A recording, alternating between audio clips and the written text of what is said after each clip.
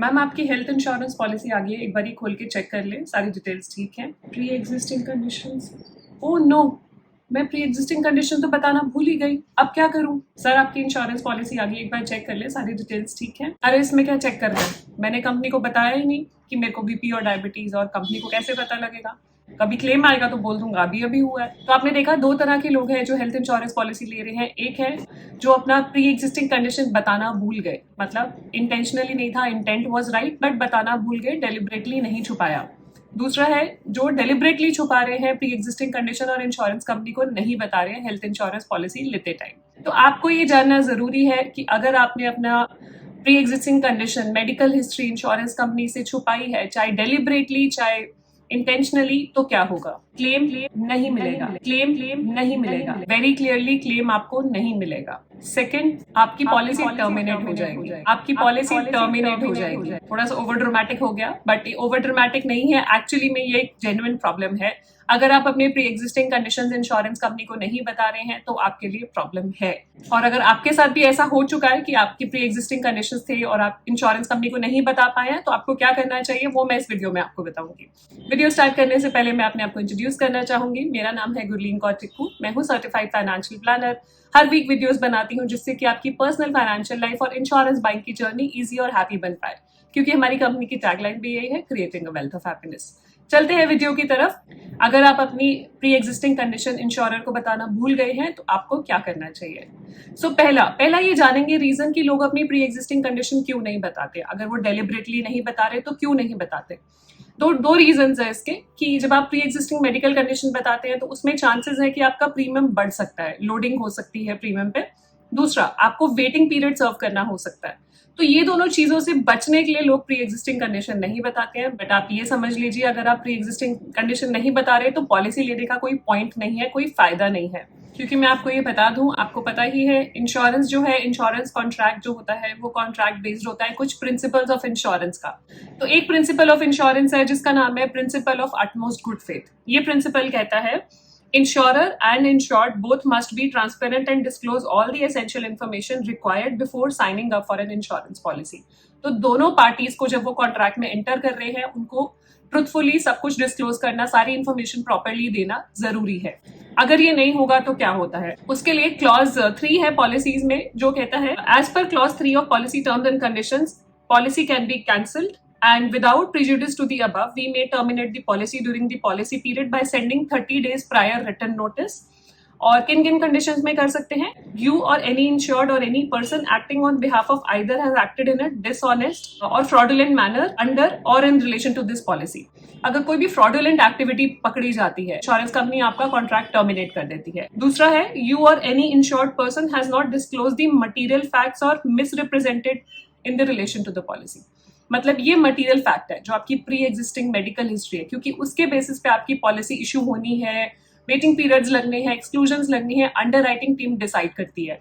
अगर आप वो इनिशियली आप प्री एग्जिस्टिंग कंडीशंस नहीं डिस्क्लोज कर रहे हैं तो वो अंडरराइटिंग गलत हुई है, पॉलिसी की सही तरीके से अंडरराइटिंग नहीं हुई है, तो फ्यूचर में पॉलिसी आपकी टर्मिनेट भी की जा सकती है। तीसरा है, you or any insured person has not cooperated with us. तो मेन जो यहाँ पे मैं एम्फेसाइज करना चाह रही हूँ, जो आपके हाथ में है कि जो प्री एग्जिस्टिंग कंडीशंस बताना जरूरी है, आप नहीं बताएंगे तो पॉलिसी टर्मिनेट भी की जा सकती है और आगे पॉलिसी मिलना मुश्किल हो जाएगा।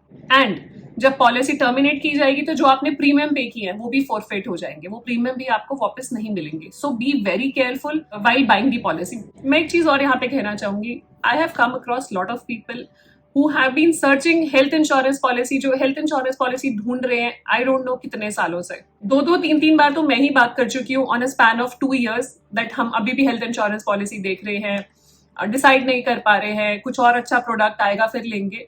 सी, इतना टाइम और इतनी ड्यू डिलिजेंस अगर हम हेल्थ इंश्योरेंस पॉलिसी लेने के लिए कर रहे हैं, उससे ज्यादा ड्यू डिलिजेंस मुझे लगता है या उससे ज्यादा केयरफुलनेस और टाइम देना चाहिए आपको अपने प्रपोजल फॉर्म के ऊपर जो आप इंश्योरेंस कंपनी को डिस्क्लोज कर रहे हैं। आई थिंक वो अगर आप प्रॉपरली कर लेंगे तो जो हम बोलते हैं क्लेम डिनाई हो रहे हैं, क्लेम नहीं मिल रहे हैं, तो वो प्रॉब्लम नहीं आएगी, 110% नहीं आएगी अगर आप प्रपोजल फॉर्म प्रॉपरली फिल कर देते हैं and you are aware of the policy terms and conditions. Pre existing conditions बताना बहुत ही जरूरी बात है, तो उसको नहीं भूलिए, इसको अटमोस्ट इंपॉर्टेंस दीजिए।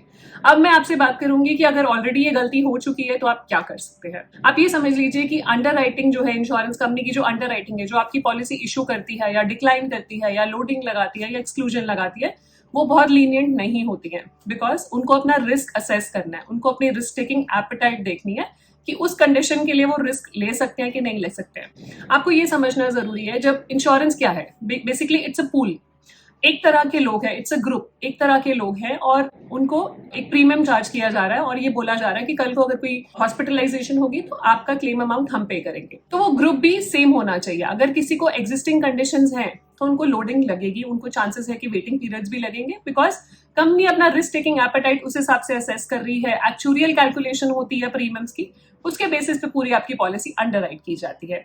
अगर ये ऑलरेडी गलती हो चुकी है तो उसको कैसे सुधारा जाए।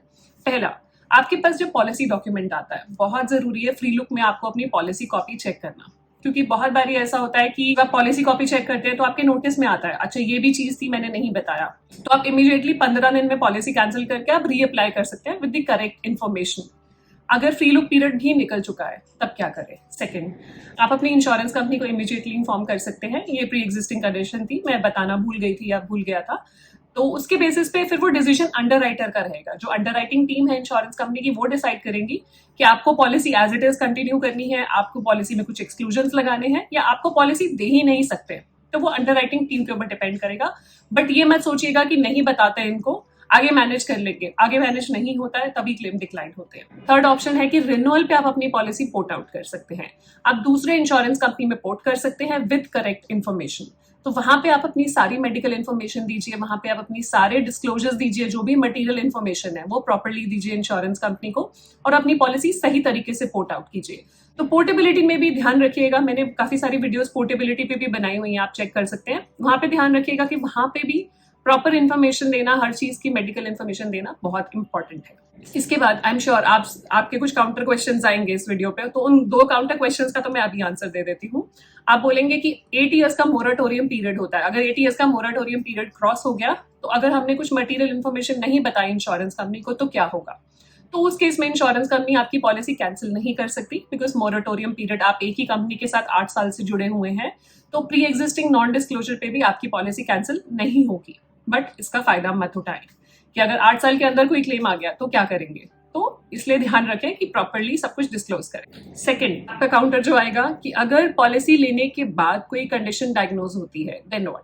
तो पॉलिसी लेने के अगर बाद में कोई कंडीशन डायग्नोज हुई है तो that is not called pre existing condition. वो पॉलिसी लेने के बाद की कंडीशन है तो प्री एग्जिस्टिंग कंडीशन नहीं है। आपके पास जब भी कोई ऐसी प्रॉब्लम होती है, मैं आपको एक एग्जांपल देती हूँ, जैसे मान लीजिए आपने आज पॉलिसी ली, 6 मंथ्स बाद या 1 ईयर बाद आप डॉक्टर को विजिट करते हो और आपको हाइपरटेंशन डायग्नोज हो जाता है, तो उस केस में आप क्या करें। आप अपना जो डॉक्टर का प्रिस्क्रिप्शन है वो संभाल के रखिए, फर्स्ट प्रिस्क्रिप्शन जो है वो संभाल के रखिए, बिकॉज कभी मान लीजिए 2 साल बाद क्लेम आ गया, उस टाइम पे आपने हॉस्पिटल में बताया कि मुझे हाइपरटेंशन की प्रॉब्लम है, क्योंकि हॉस्पिटल में आपको पूरी इन्फॉर्मेशन देनी पड़ती है जब आप एडमिट होते हैं। तो इंश्योरेंस कंपनी में आस्क कि आपको हाइपरटेंशन कब से है, तो शायद आपको डेट ना याद हो या आपके पास कोई एविडेंस नहीं है कब से है, तो आप बोल सकते हैं इस डेट से है, और आपसे फर्स्ट कंसल्टेशन पेपर मांग सकते हैं। तो डॉक्टर का वो प्रिस्क्रिप्शन पेपर जरूर संभाल के रखिए।